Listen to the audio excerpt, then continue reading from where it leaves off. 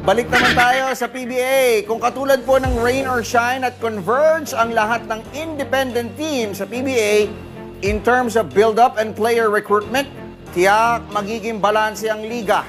Alamin ang naging pahayag ni Coach Yeng Guiao ukol dito sa pag-abante ni DJ Bobby Odulio. Kung gugustuhin, kayang sumabay ng mga independent team sa PBA sa mga malalaking koponan. Ayon kay Rain or Shine Elasta Painters coach Yeng Guiao, ito ang pinapatunayan ng kanilang team at ng isa pang orphan squad, the Converge Fiver Xers.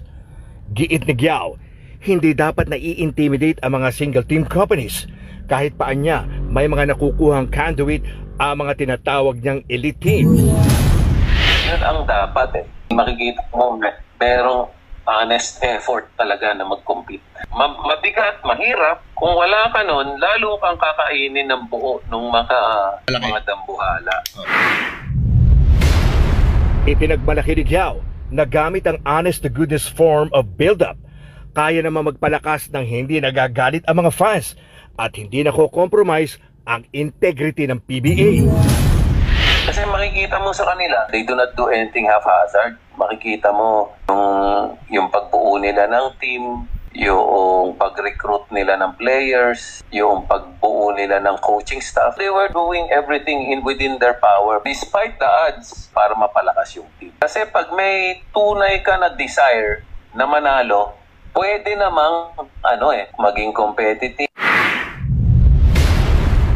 Nang tanungin si Guiao sa kung ano ang masasabi niya sa nangyayari sa Terra Firma, Northport at Blackwater, kung pangarap din ba niyang makakasabay sa ibabaw, may halong panghihinayang ang tugon ng 7-time PBA champion coach. Ilang matagal na natin gusto. Ang nangyayari nga, every season sila nagda-draft ng una, pero 1 or 2 years kung kailan gumagaling na yung mga na-draft nila, nawawala naman sa kanila. Yun nga yung nakakalungkot doon.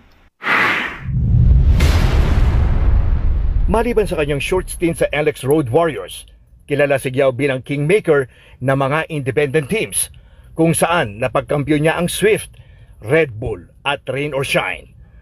Kung lahat ng teams ay may mindset ng gaya ni Guiao, hindi nababahira ng duda mula sa mga fans ang bawat laro at kahit kampyonato sa PBA. DJ Bobby Odulio, Abante Sports, nauna.